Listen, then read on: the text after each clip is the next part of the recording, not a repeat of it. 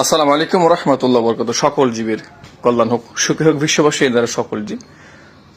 তো দেখেন, মনে হয় ড্রোন শুট, মানে একটু দেখাইলাম আপনাদেরকে। আর সকাল সকাল পেঁপে খেতে আসার কারণ হচ্ছে কি, সবাই জানেন বাবাই তো খুবই হ্যাপি, তো এটা সবসময় খেয়াল রাখে। তো সেই সময় কিন্তু আমি খেয়াল রাখা শুরু করে দিছি।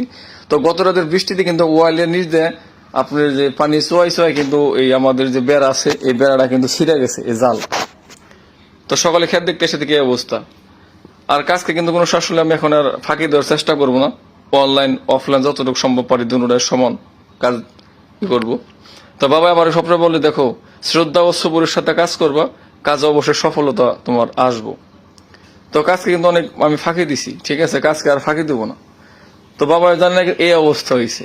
এই দেখেন, শিয়ালে গাছে প্লাস যে আমাদের যে ওই বেড়া আছে, ওই বেড়াটা কিন্তু আপনার এই ছিঁড়ে গেছে। আমি মাটি কিন্তু ধীরে ধীরে এই মাটিগুলা সরাই দেবো, তার কারণ মাটি না সরালে কিন্তু জালগুলো আমি বেড়া দিতে পারবো না। আর খেতে ভিড়ি বকরে টুকলে কিন্তু আপনার পেঁপা গাছগুলো ভেঙে যাবো। আর যারা আবাদি জমি চাষ করে তারা কিন্তু অবশ্যই জানেন, আমি কিন্তু বাবার উপদেশ মানে কিন্তু সবসময় এখন কাজ করি। ওই কথাটা বলে অলসতা করবো না, কৃষি কাজ হলে পুণ্যের কাজ করে দেহটা কিন্তু ভালো থাকবো। এর জন্য সকাল সকাল কিন্তু বাবার সেই কথা কিন্তু আদর্শ পালন করার জন্য আমি চলে আসলাম। কাজকে ফাঁকি নয়, কাজকে যারা ফাঁকি দেবো তাদের অভাব কিন্তু ঘুষবে না। আর কোদাল মারার কাজ করলে দেহটা কিন্তু অনেক ভালো থাকবো। তারপরে কিন্তু একটা জিনিস কি জানেন, সেদিনকে কিন্তু বাবা পেঁপে ছিঁড়ার আগে কিন্তু একটা জিনিস মিস করছে, লুকায় কিন্তু ছিল এই পেঁপেটা। দেখেন, এই যেটা দেখাই, পেঁপেটা কিন্তু আপনার খুব বড় হয়েছে। তো এই সাইজের পেঁপে হইলে মনে হয় যে আপনি মনে করেন যে অনেক লাভবান হওয়া যাবে আর কি। ঈদের পরে এই যে দেখেন এই পেঁপেটা, ঈদের পরে কিন্তু এই পেঁপেটা ঠিক আরো বড় হবে। আর ঈদের পরে এই সাইজের পেঁপে অনেকগুলাই আছে গাছের ভিতরে, আপনাদেরকে আমি ধীরে ধীরে দেখাবো। আর যে বাবার কাজগুলো আছে, বাবাই কিন্তু বৃষ্টি হোক যাই হোক টুক টুক টুক টুক করে কিন্তু কাজ করে। তার কারণ বাবা মানে তো বট বৃক্ষ, আর বাবার চিন্তা চেতনা কিন্তু ভিন্ন। তো আমি একজন বাবা, তো আদর্শবান এভাবে হতে পারি নাই, চেষ্টা করতেছি বাবার আদর্শে আর কিছু করার জন্য।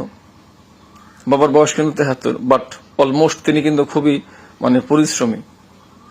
তো আমি কিন্তু দেখতেছি পেঁপে গাছ হিললো কিনা না হিললো। আর বাবার কিছু আমি আপনাদেরকে কাজ দেখাবো, যে বাবায় যে পেঁপের গুঁড়া দিয়ে যে পানি যায় যে পচে, সেই জিনিসটা পাবে কতটুক আপনি খেয়াল করে দেখাই। দেখেন, এই যে এই পেঁপেগুলো কিন্তু ঈদের পরে কিন্তু অনেক বড় হয়ে যাবে। তো ঈদের পরে ইনশাল্লাহ আমরা সেকেন্ড হারভেস্ট করবো এই যে পেঁপেগুলা। আর জিনিসটা দেখাবো কি, দেখেন বাবার যে কাজগুলো দেখে আপনাদেরকে আমি ধীরে ধীরে। পেঁপে তো আছে, বাট বাবার কিছু কাজ আছে দেখে আপনাদেরকে আমি একটু সবর করেন, গাছের গোড়ায় নিয়ে আপনাদের দেখাবো।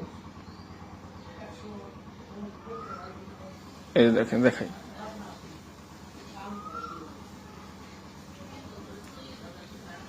দেখছেন কি সুন্দর পেঁপে ধরছে। বাবা তো খুবই খুশি, আলহামদুলিল্লাহ। আর এই যে জিনিসগুলো দেখেন, এই যে ফাটা দেখতেছেন, ফাটা, এই যে ফাটাগুলো বাবা কিন্তু টিপা টিপা জোবাই দিয়ে, দেখছেন এই যে বাবা কি কয়, ফাটার ভিতরে পানি গেলে গাছ নাকি পয়সা যায়। দেখছেন, এই জিনিসটা কিন্তু অনেকজন বুঝে না, অনেকজন জানে না যে আসলে এই বিষয়টা কি। আর বৃষ্টি আসলে তো বসে থাকা যাবে না, সবকিছু কিন্তু দেখতে হয়। যাই হোক, বাবার কাজে বাহবা দিতে হয়। বেঁচে থাকুক বাবা যান, বেঁচে থাকুক সবাই, সব বাবারা। ধন্যবাদ সবাইকে। আসসালামু আলাইকুম রহমতুল্লাহ বরকাতুহ। সকল জীবের কল্যাণ হোক।